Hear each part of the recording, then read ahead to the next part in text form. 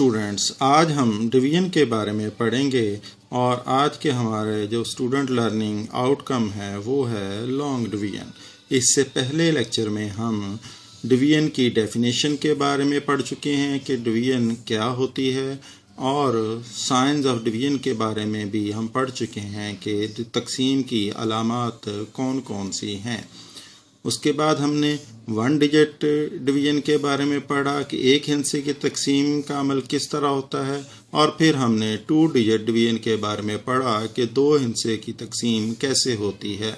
आज हम long division के बारे में पढ़ेंगे कि लॉन्ग डिवीजन की तकसीम का अमल किस तरह होता है।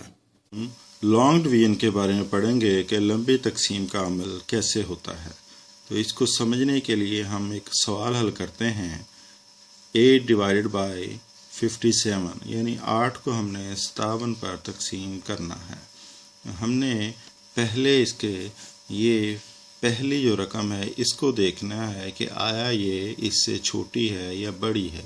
अगर बड़ी होगी तो फिर हम 8 का पहाड़ा यहाँ तक पढ़ेंगे कि जो इस रकम के बराबर आ जाए या इससे छोटा आ जाए।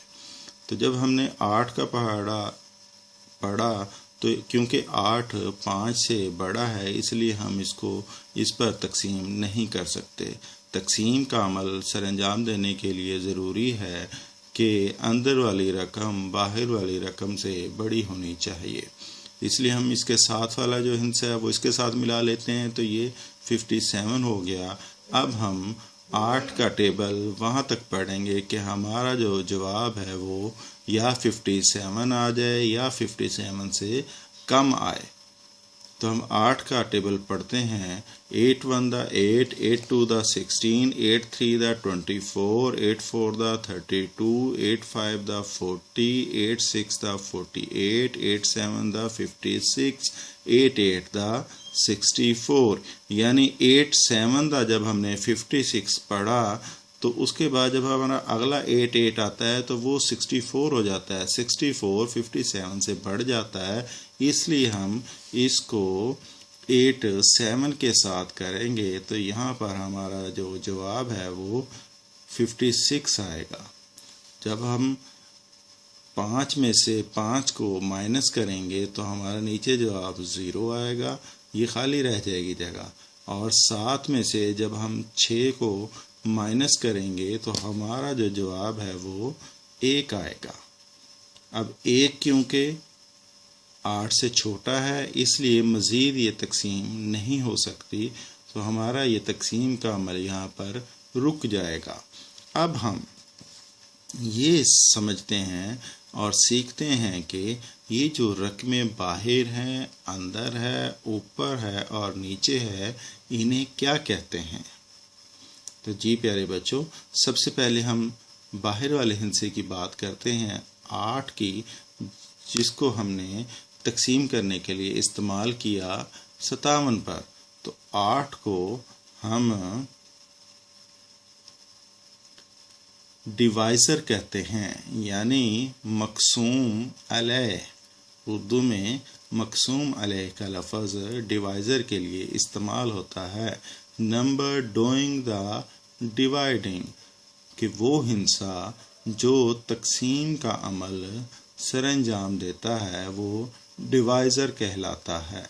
अब ये जो 57 है इसे हम क्या कहते हैं? 57 को डिवाइडेंड कहते हैं, यानी नंबर बीइंग डिवाइडेड, वो हिस्सा जो तकसीम होता है। अब इसको उर्दू में हम मकसूम कहते हैं। ये जो ऊपर जवाब आया था हमारा 7, इसको हम क्वोशंट कहते हैं। क्वोशंट का मतलब है आंसर, जवाब। अब ये जो नीचे एक बाकी बच गया था इसको रिमाइंडर कहते हैं, यानी reminder will be less than divisor. ये एक असूल होता है कि जो रिमाइंडर है वो हमेशा इस डिवाइज़र से छोटा होगा। अगर ये रिमाइंडर बड़ा होगा तो ये मज़ीद इस पर तकसीम हो सकता है और ये तकसीम का अमल आगे बढ़ेगा, मगर क्योंकि रिमाइंडर जो है वो 8 से डिवाइज़र जो है हमारा उससे छोटा था, इसलिए ये तकसीम का अमल यहाँ पर रुक गया। अब हम तकसीम के अमल को मज़ीद समझने के लिए एक सवाल और हल करते हैं। 2 डिवाइडेड बाय 692। अब इस अमल को सरअंजाम देने के लिए हम जो हमारा मकसूम है, डिवाइडेंड है, उसको हम जो उसका पहला डिजिट है उसको देखेंगे कि वो इससे हमारा जो डिवाइज़र है उससे छोटा है या बड़ा है। तो हमारा ये पहला जो डिजिट है ये बड़ा है, इसलिए हम जो बाहर वाला हमारा डिवाइज़र है यानी 2, इसका टेबल हम पढ़ेंगे कि हमारा आंसर 6 या 6 से कम हो। तो हम 2 का टेबल पढ़ते हैं। 2 1 द 2, 2 2 द 4, 2 3 द 6। यानी हमने जब 2 का टेबल 3 तक पढ़ा तो हमारा जवाब 6 आया, इसलिए हम यहाँ भी 2 को 3 के साथ मल्टीप्लाई करेंगे और हमारा जवाब 6 आ जाएगा। अब 6 में से 6 को जब माइनस किया तो नीचे हमारा आंसर 0 आ गया। तो हम यहाँ पर आगे फिर ये जो 9 है इसको नीचे उतार लेंगे और फिर हम 2 का टेबल पढ़ेंगे दोबारा से कि हमारा जो जवाब है वो या 9 आ जाए या 9 से कम आए। तो अब हम 2 का टेबल दोबारा पढ़ते हैं। 2 1 the 2, 2 2 the 4, 2 3 the 6, 2 4 the 8, 2 5 the 10। यानी 10 हमारा 5 से जब हमने 2 को 5 के साथ मल्टीप्लाई किया तो हमारा आंसर 10 आया। 10 इससे बढ़ गया, इसलिए हम 5 के साथ इसको मल्टीप्लाई नहीं करेंगे, हम 2 को 4 के साथ मल्टीप्लाई करेंगे। जब हमने 2 को 4 के साथ मल्टीप्लाई किया तो हमारा जवाब 8 आ गया। अब हम 9 में से 8 को माइनस करेंगे। जब 9 में से 8 को माइनस किया तो हम नीचे 1 बाकी बच गया। हम जो बाकी ऊपर 2 था उसको नीचे ले आएंगे और ये 12 बन जाएगा। अब हमने 2 का टेबल पढ़ना है कि हमारा जवाब या 12 आ जाए या 12 से कम हो। तो हमें 2 का टेबल अच्छी तरह याद है, तो हम इसलिए 2 का टेबल 6 तक पढ़ते हैं तो हमारा जवाब 12 आ जाता है। तो बाकी इसलिए जब 12 में से 12 को माइनस करते हैं तो बाकी 0 बच जाता है। इस तरह हमारा इस सवाल का जो जवाब है वो 346 आ जाता है। तो प्यारे बच्चों, जो लंबी तकसीम का अमल है वो इस तरह सरअंजाम पाता है।